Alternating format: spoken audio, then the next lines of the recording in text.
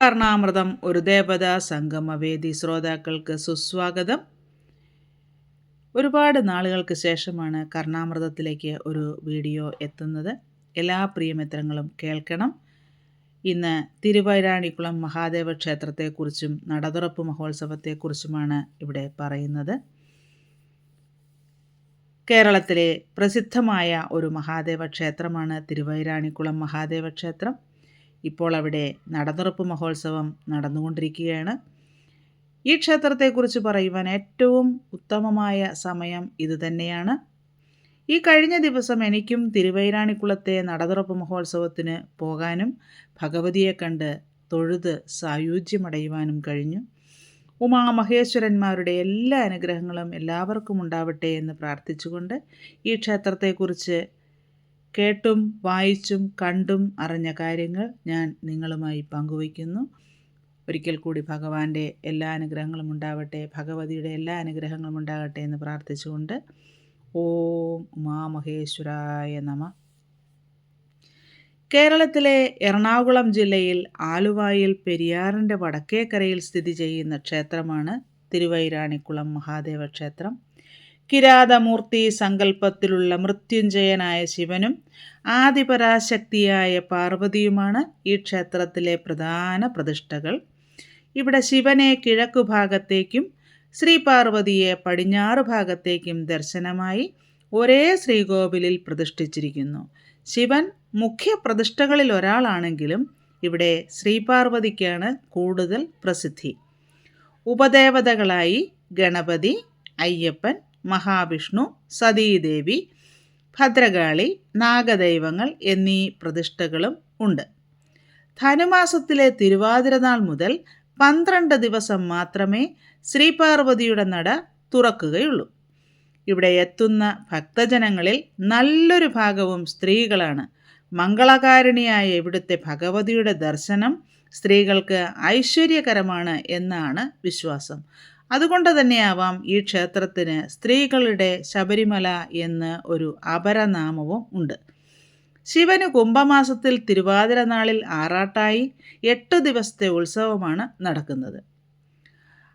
അകവൂർ, വെടിയൂർ, വെൺമണി എന്നീ 3 ഇല്ലക്കാർ ചേർന്ന ഒരു ട്രസ്റ്റാണ് ക്ഷേത്രഭരണം നടത്തുന്നത്. ഈ ക്ഷേത്രത്തിൻ്റെ ഉത്ഭവത്തെക്കുറിച്ചുള്ള ഐതിഹ്യം ഇനി നമുക്ക് നോക്കാം. ഇത് ക്ഷേത്രം ഊരാള കുടുംബങ്ങളിലൊന്നായ അകവൂർ മനയുമായും പറയിപെറ്റ പന്തിരുകുലവുമായും ബന്ധപ്പെട്ട് നിൽക്കുന്നു. മുമ്പ് തൃശ്ശൂർ ജില്ലയിൽ മാളയ്ക്കടുത്ത് ഐരാണിക്കുളത്തായിരുന്നു അകവൂർ മന സ്ഥിതി ചെയ്തിരുന്നത്. അകവൂർ മനയിലെ നമ്പൂതിരിമാരാണ് ആ നാട് മുഴുവൻ ഭരിച്ചിരുന്നത്. ഐരാണിക്കുളത്തെ പ്രസിദ്ധമായ മഹാദേവ ക്ഷേത്രത്തിൻ്റെ ഉടമസ്ഥരായിരുന്ന അവർ നിത്യേന അവിടെ സന്ദർശനം നടത്തിപ്പോന്നു. കാലാന്തരത്തിൽ കുടുംബത്തിലുണ്ടായ ചില പ്രശ്നങ്ങൾ നിമിത്തം അകവൂർ മനയിലെ ഒരു ശാഖ പിരിഞ്ഞു പോകുകയും അവർ ആലുവായിലെ വെള്ളാരപ്പള്ളിയിൽ പെരിയാറിൻ്റെ കരയിലായി പുതിയ ഇല്ലം പണി കഴിപ്പിച്ച് അവിടെ സ്ഥിരതാമസമാക്കുകയും ചെയ്തു. അക്കാലത്താണ് പറയിപെറ്റ പന്തിരുകുലത്തിലെ അംഗമായ അകവൂർ ചാത്തൻ മനയിലെ ആശ്രിതനായി വരുന്നത്.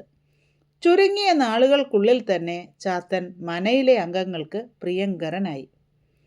വെള്ളാരപ്പള്ളിയിൽ താമസമാക്കിയതിനു ശേഷവും അകവൂർ മനയിലെ വലിയ നമ്പൂതിരിക്ക് ഐരാണിക്കുളം ക്ഷേത്രത്തോട് വലിയ അടുപ്പമായിരുന്നു. പക്ഷേ അവിടേക്ക് പോകുവാൻ ദൂരക്കൂടുതലായതിനാൽ അങ്ങോട്ട് പോയി വരാൻ കഴിഞ്ഞിരുന്നില്ല. ദുഃഖിതനായ നമ്പൂതിരി തൻ്റെ ആഗ്രഹം ചാത്തനോട് പറഞ്ഞു. നമ്പൂതിരിയുടെ ദുഃഖം മനസ്സിലാക്കിയ ചാത്തൻ കരിങ്കല്ലുകൊണ്ടൊരു തോണിയുണ്ടാക്കി. അങ്ങനെ ആ തോണിയിലേറിയും നടന്നുമാണ് നമ്പൂതിരി ദർശനം നടത്തുവാൻ പോയി വന്നിരുന്നത്. എന്നാൽ പ്രായമായപ്പോൾ നമ്പൂതിരിക്ക് ദൂരയാത്ര സാധിക്കാതെ വന്നു. അവസാനമായി ഐരാണിക്കുളത്തപ്പനെ തൊഴുതു വരുമ്പോൾ നടയിൽ നിന്ന് പൊട്ടിക്കരഞ്ഞുകൊണ്ട് നമ്പൂതിരി തനിക്കിനി ഐരാണിക്കുളത്ത് വന്നു തൊഴാൻ കഴിയാത്ത ദുഃഖം അറിയിച്ചു. കാരുണ്യമൂർത്തിയായ ഐരാണിക്കുളത്തപ്പൻ തൻ്റെ ഭക്തൻ്റെ ആഗ്രഹമനുസരിച്ച് കുടികൊള്ളാമെന്ന് സമ്മതിച്ചു. മനയിലേക്കുള്ള മടക്കയാത്രയ്ക്കായി നമ്പൂതിരി തൻ്റെ ഓലക്കുടയെടുത്തപ്പോൾ അതിന് പതിവില്ലാത്ത ഭാരം തോന്നി. എന്താണ് കാരണമെന്ന് അപ്പോൾ അദ്ദേഹത്തിന് മനസ്സിലായില്ല. ഈ സംഭവം അദ്ദേഹം ചാത്തനോട് പറഞ്ഞെങ്കിലും അതൊന്നും സാരമില്ലെന്നായിരുന്നു ചാത്തൻ്റെ മറുപടി. മടക്കയാത്രയിൽ മനപ്പറമ്പിൽ നിന്ന് അല്പം ദൂരെ എത്തിയപ്പോൾ നമ്പൂതിരിക്ക് കലശലായ മൂത്രശങ്കയുണ്ടായി. അടുത്ത് അനുയോജ്യമായ ഒരു സ്ഥലം കണ്ട അദ്ദേഹം ചാത്തനോട് തോണി കരയ്ക്കടുപ്പിക്കാൻ പറയുകയും ചാത്തൻ അപ്രകാരം ചെയ്യുകയും ചെയ്തു. തൻ്റെ ഓലക്കുട ഒരു സ്ഥലത്ത് ഒതുക്കി വച്ച ശേഷം നമ്പൂതിരി മൂത്രശങ്ക തീർത്തു. തുടർന്ന് കൈകൾ കഴുകി കുടയെടുത്തപ്പോൾ അതിൻ്റെ ഭാരം കുറഞ്ഞിട്ടുണ്ടായിരുന്നു. ഇതെന്തു മറിമായമെന്നറിയാതെ നമ്പൂതിരി അന്തം വിട്ടു നിന്നു. ഇക്കാര്യം അദ്ദേഹം ചാത്തനോട് പറഞ്ഞപ്പോൾ എല്ലാത്തിനും സമാധാനമുണ്ടാകും എന്നായിരുന്നു ചാത്തൻ്റെ മറുപടി. അകവൂർ മനക്കടവിൽ തോണി എത്തിയപ്പോൾ നമ്പൂതിരിയും ചാത്തനും അവിടെ നിന്നിറങ്ങുകയും ചാത്തൻ തോണി മറിച്ചിടുകയും ചെയ്തു. ഇത് കണ്ട നമ്പൂതിരി കാര്യം എന്താണെന്ന് ചോദിച്ചപ്പോൾ ഇനി തോണിയുടെ ആവശ്യമില്ലെന്ന് ചാത്തൻ പറഞ്ഞു. ചാത്തൻ മറിച്ചിട്ട തോണി ഒരു കല്ലായി മാറി. ഇന്നും പെരിയാറ്റിലെ അകവൂർ മനക്കടവിൽ ആ കല്ല് പൊന്തിക്കിടക്കുന്നത് കാണാം. ഇന്ന് ക്ഷേത്രം ഇരിക്കുന്ന സ്ഥലം അന്ന് വന്യമൃഗങ്ങൾ നിറഞ്ഞ കൊടും കാടായിരുന്നു. നമ്പൂതിരി ഐരാണിക്കുളം ദർശനം കഴിഞ്ഞ് മടങ്ങിയെത്തിയ ദിവസം തന്നെ അവിടെ ഒരു സംഭവമുണ്ടായി. മനക്കടവിനടുത്ത് കാടുവെട്ടാൻ വന്ന ഒരു പുലയ സ്ത്രീ തൻ്റെ കയ്യിലുണ്ടായിരുന്ന അരിവാളിന് മൂർച്ച കൂട്ടാൻ അടുത്തു കണ്ട ഒരു കല്ലിൽ ഉരച്ചു നോക്കിയപ്പോൾ അവിടെ നിന്നും രക്തപ്രവാഹമുണ്ടായി. സമനില നെറ്റിയ ആ സ്ത്രീ ഏകദേശം 3 കിലോമീറ്റർ ദൂരം കിഴക്കോട്ടോടി ഒഴിഞ്ഞ ഒരു പറമ്പിലെത്തുകയും അവിടെ വെച്ച് മുക്തിയടയുകയും ചെയ്തു. ഈ വിവരം കാട്ടുതീ പോലെ പടർന്നു. വിവരമറിഞ്ഞ നമ്പൂതിരി പരിവാരങ്ങളോടും ചാത്തനടക്കമുള്ള പരിചാരകരോടും കൂടി സംഭവസ്ഥലത്തെത്തി നോക്കിയപ്പോൾ സ്വയംഭൂവായ ഒരു ശിവലിംഗത്തിൽ നിന്നാണ് രക്തപ്രവാഹമുണ്ടാകുന്നതെന്ന് മനസ്സിലാക്കി. തൊട്ടടുത്ത് ഒരു കിണറും പ്രത്യക്ഷപ്പെട്ടിരുന്നു. സന്തോഷാധിക്യം കൊണ്ട് കണ്ണു നിറഞ്ഞുപോയ നമ്പൂതിരി ശിവലിംഗത്തിനു മുമ്പിൽ സാഷ്ടാംഗം പ്രണമിച്ചു. ഐരാണിക്കുളത്തു നിന്നുള്ള മടങ്ങുന്ന സമയത്ത് ഐരാണിക്കുളത്തപ്പൻ നമ്പൂതിരിയുടെ കുടയിൽ കുടികൊണ്ടതുകൊണ്ടാണ് അതിനത്യധികം ഭാരം തോന്നിയതെന്നും നമ്പൂതിരി മൂത്രമൊഴിക്കുന്നതിനു മുമ്പായി കുട ഒരു സ്ഥലത്ത് ഒതുക്കി വച്ചപ്പോൾ ഐരാണിക്കുളത്തപ്പൻ കുടയിൽ നിന്നിറങ്ങുകയും ഭൂമിക്കടിയിലൂടെ സഞ്ചരിച്ച് ആദ്യം കിണറ്റിൽ കുടികൊണ്ട ശേഷം സ്വയംഭൂവായി പ്രത്യക്ഷപ്പെടുകയുമായിരുന്നുവെന്ന് ചാത്തൻ നമ്പൂതിരിയെ അറിയിച്ചു. ഇത്രയുമായപ്പോൾ നമ്പൂതിരി ക്ഷേത്ര നിർമ്മാണത്തിനുള്ള ഒരുക്കങ്ങൾ തുടങ്ങി. പ്രഗത്ഭരായ ക്ഷേത്ര ശില്പികളുടെ നേതൃത്വത്തിൽ എല്ലാവിധ വാസ്തു നിയമങ്ങളും അനുസരിച്ചാണ് ക്ഷേത്ര നിർമ്മാണം നടത്തിയത്.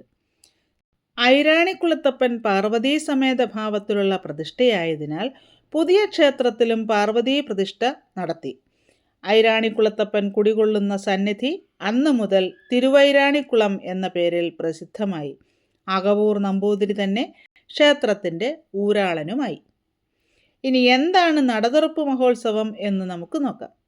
ക്ഷേത്രത്തിലെ ഏറ്റവും വലിയ പ്രത്യേകതയാണ് ധനുമാസത്തിലെ തിരുവാതിര മുതൽ 12 ദിവസം നീണ്ടു നിൽക്കുന്ന ശ്രീ പാർവതീദേവിയുടെ നടതുറപ്പ് മഹോത്സവം. മറ്റൊരു ക്ഷേത്രത്തിലുമില്ലാത്ത ഈ വിശേഷ ചടങ്ങ് ഇവിടെ തുടങ്ങാൻ കാരണമായ ഒരു സംഭവമുണ്ട്. അതാണ് ഇനി പറയുന്നത്. പണ്ടുകാലത്ത് ക്ഷേത്രത്തിൽ ദേവീനട എല്ലാ ദിവസവും തുറന്നിരുന്നു. അക്കാലത്ത് ക്ഷേത്രത്തിൽ ഭഗവാന്റെ നിവേദ്യം തയ്യാറാക്കുന്നത് പോലും ഭഗവതിയായിരുന്നു. ഈ സങ്കല്പത്തിൽ നിവേദ്യത്തിനായുള്ള വസ്തുക്കൾ തിടപ്പള്ളിയിലെത്തിച്ചാൽ പിന്നീടത് അടച്ചിടുന്ന പതിവുണ്ടായിരുന്നു. നിശ്ചിത സമയം കഴിഞ്ഞ് തുറന്നു നോക്കുമ്പോഴേക്കും നൈവേദ്യം തയ്യാറായി കഴിഞ്ഞിട്ടുണ്ടാവും. ഇതുമൂലമാണ് ദേവിയാണ് നിവേദ്യം ഉണ്ടാക്കുന്നതെന്ന വിശ്വാസം പരന്നത്. ഇതിനെക്കുറിച്ച് അന്വേഷിക്കുന്നതിനായി ക്ഷേത്രം ഊരാളന്മാർ ഒരു ദിവസം ക്ഷേത്രത്തിലെത്തി. നിവേദ്യം തയ്യാറാക്കുന്നതിനായി സാധനങ്ങൾ തിടപ്പള്ളിയിൽ കയറ്റി വാതിലടച്ച ശേഷമാണ് അവർ ദർശനത്തിനെത്തിയത്. നിശ്ചിത സമയത്തിനു മുമ്പ് വാതിൽ തുറന്നു നോക്കിയ അവർ കണ്ടത് സർവാഭരണ വിഭൂഷിതയായ പാർവതീദേവി ഭക്ഷണം പാകം ചെയ്യുന്നതാണ്. ഈ കാഴ്ച കണ്ട് ഞെട്ടിപ്പോയ ഊരാളന്മാർ അമ്മേ ദേവി ജഗദംബികേ എന്ന് ഉറക്കെ വിളിച്ചു. തൻ്റെ രഹസ്യം പുറത്തായതിൽ കുപിതയും ദുഃഖിതയുമായ ഭഗവതി താൻ ക്ഷേത്രം വിട്ടിടങ്ങാൻ പോവുകയാണ് എന്ന് ഊരാളന്മാരോട് പറഞ്ഞു. ഇതിൽ ദുഃഖിതരായ മൂവരും ദേവിയുടെ പാദങ്ങളിൽ വീണ് മാപ്പപേക്ഷിച്ചു. അപ്പോൾ എല്ലാ വർഷവും തൻ്റെ പതിയുടെ ജന്മനാളായ ധനുമാസത്തിലെ തിരുവാതിര മുതൽ 12 ദിവസം ഞാൻ ദർശനം നൽകുന്നതാണെന്നും ആ സമയത്ത് വന്ന് ദർശനം നടത്തുന്നത് പുണ്യമായിരിക്കുമെന്നും ഭഗവതി അരുൾ ചെയ്തു. അങ്ങനെയാണ് നടതുറപ്പ് മഹോത്സവം ആരംഭിച്ചത്. ഇവിടെ മനമുരുകി പ്രാർത്ഥിച്ചാൽ വിവാഹം ഉറപ്പാണ് എന്നാണ് വിശ്വാസം. വർഷത്തിൽ 12 ദിവസം മാത്രം ക്ഷേത്രത്തിലേക്ക് ഒഴുകിയെത്തുന്ന ഭക്തജന സഹസ്രങ്ങൾക്ക് സർവാലങ്കാര വിഭൂഷിതയായി അനുഗ്രഹം ചൊരിയുന്ന പാർവതീദേവി സങ്കല്പവും ആചാരാനുഷ്ഠാനങ്ങളും തിരുവൈരാണിക്കുളത്തിൻ്റെ മാത്രം പ്രത്യേകതയാണ്. ദേവിക്ക് പട്ടും താലിയും മഞ്ഞൾപ്പറയും സമർപ്പിച്ച് മംഗല്യ സൗഭാഗ്യവും ദീർഘമാംഗല്യവും നേടാൻ അന്യ സംസ്ഥാനങ്ങളിൽ നിന്നുപോലും ആയിരങ്ങളാണ് എത്തുന്നത്. മഹാദേവനും ശ്രീപാർവതീ ദേവിയും ഒരേ ശ്രീകോവിലിൽ അനഭിമുഖമായി പ്രതിഷ്ഠ നടത്തിയിട്ടുള്ള അപൂർവം ക്ഷേത്രങ്ങളിൽ ഒന്നുകൂടിയാണ് തിരുവൈരാണിക്കുളം. ശ്രീ പാർവതീ ദേവിയുടെ നടതുറപ്പാണ് ഇവിടുത്തെ പ്രധാന ആഘോഷം. സതീദേവി കുടികൊള്ളുന്ന ഏക ക്ഷേത്രവും ഇതാണ്. തളിക നിവേദ്യമാണ് ഇവിടുത്തെ പ്രധാന വഴിപാട്. പാർവതീദേവിയുടെ തിരുനട വർഷത്തിൽ 12 ദിവസമാണ് തുറക്കുന്നതെങ്കിലും സതീദേവിയുടെ നട ദിവസവും തുറക്കും. സതീദേവി ദക്ഷയാഗത്തിലെ ഹോമകുണ്ടത്തിൽ ചാടി ആത്മഹത്യ ചെയ്തപ്പോൾ ചിതയിൽ സതീദേവിയുടെ ശരീരം പൊട്ടിത്തെറിച്ചുവെന്നും ദേവിയുടെ ശരീരത്തിൽ നിന്നും ഭഗവാൻ അണിയിച്ച താലി തെറിച്ചു വീണത് ഇവിടെയാണെന്നുമാണ് ഐതിഹ്യം. തിരുവൈരാണിക്കുളം മഹാദേവ ക്ഷേത്രത്തിൽ ബ്രാഹ്മണിയമ്മയും ബ്രാഹ്മണിപ്പാട്ടുമുണ്ട്. നാലമ്പലത്തിനകത്തെ പാട്ടുപുരയിലിരുന്ന് ബ്രാഹ്മണിയമ്മ പാടുന്ന ദേവീസ്തുതി ഗീതങ്ങളാണ് ബ്രാഹ്മണിപ്പാട്ട്. ശിവപാർവതി കഥകളാണ് ബ്രാഹ്മണിപ്പാട്ടിൻ്റെ ഇതിവൃത്തം. ഇതിലൂടെ ദേവി പ്രീതിപ്പെടുമെന്നും സർവ്വ ഐശ്വര്യങ്ങളും കൈവരുമെന്നും ഭക്തർ വിശ്വസിക്കുന്നു. നമ്പീശൻ വിഭാഗത്തിലെ വനിതകളാണ് ബ്രാഹ്മണിയമ്മമാരാകുന്നത്. അങ്ങനെ പറഞ്ഞാൽ തീരാത്തവണ്ണം ഐതിഹ്യങ്ങളും പ്രത്യേകതകളും നിറഞ്ഞതാണ് തിരുവൈരാണിക്കുളം മഹാദേവ ക്ഷേത്രം. ഇവിടെ ഞാൻ പറഞ്ഞത് അതിൽ വളരെ കുറച്ച് മാത്രം. എല്ലാവരെയും ഉമാമഹേശ്വരന്മാർ അനുഗ്രഹിക്കട്ടെ എന്ന് പ്രാർത്ഥിച്ചുകൊണ്ട് എല്ലാവർക്കും നന്മകൾ നേർന്നുകൊണ്ട് മിനി മുരളി.